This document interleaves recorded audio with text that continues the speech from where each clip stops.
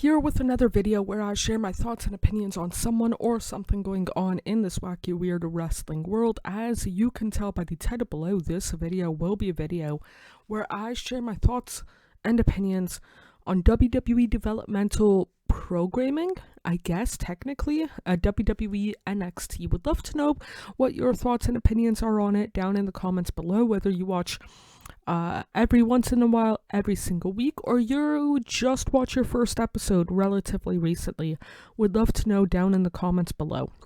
And for myself personally, I did not watch the game show NXT, like the 2010 to 2012 edition, but once it went to developmental proper in 2012, replacing FCW, that was my sugar honey iced tea from then up until 2015, and then combination of life got in the way, other stuff kind of popping up both in and outside of wrestling from then up until arguably now in some way, shape, or form. Even though it's been a decade, it hasn't really hit the same for myself personally, at least. And again, like, my viewpoint on NXT is going to be different than the viewpoint on Raw and SmackDown, because out of the three shows, I think it's the shortest one on average kind of deal. Like, Raw is usually 2.5. SmackDown, since the beginning of the year, have been 3 hours per episode. NXT's 2 hours, pretty much on the dot, kind of deal. And up here in Canada, it airs on NXT, and it just does not feel the same. Like, I figured, along with other, like, the Raws, the SmackDowns, I figured that NXT, with it being on Netflix up here, where I live, it would just hit differently, kind of deal. It hasn't really, and again, I know that the people on NXT that perform there semi-regularly, whether it's in the ring or backstage segments, better at their jobs than I am at being a wrestler or sports entertainer. No denying that, but it's one of those things that overall, I try to turn off my brain and enjoy it,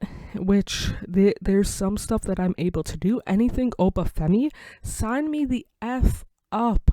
No ifs, ands, or buts about it. Same with Ethan Page, kind of deal. So I definitely have my guys, like Julia, Stephanie Vacure, Zarya Solruka for the women as well, even though Julia's kind of up and down on the main roster. But when it comes to, like, there's definitely people on NXT TV that I like. Commentary team, I wish that it was just Vic Joseph and Corey Graves. I'm not saying that they're picture perfect. I'm just saying Booker T, if I could somehow mute his commentary, that would be, it could not come soon enough, kind of deal. And I know that he's better doing commentating than I am speaking into my own mic, but again, Vic Joseph, Corey Graves are, to me, a better duo than Booker T and either men, or all three together, for myself personally.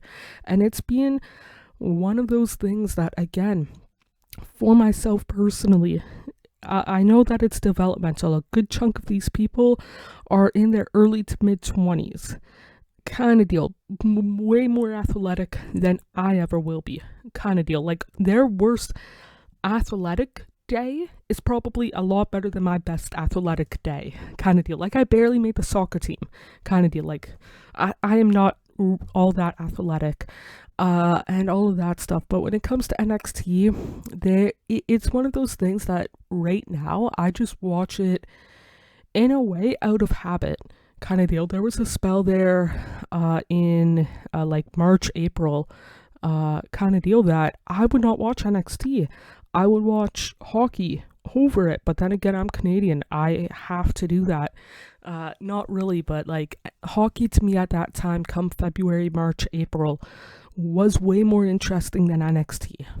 And when it comes to the programming, I want to care about it. Again, there's people on that brand that I genuinely want to see more of. Ethan Page, I've been a fan, supporter, mark, whatever terminology you would want to use, of that guy for roughly half of my life, legitimately.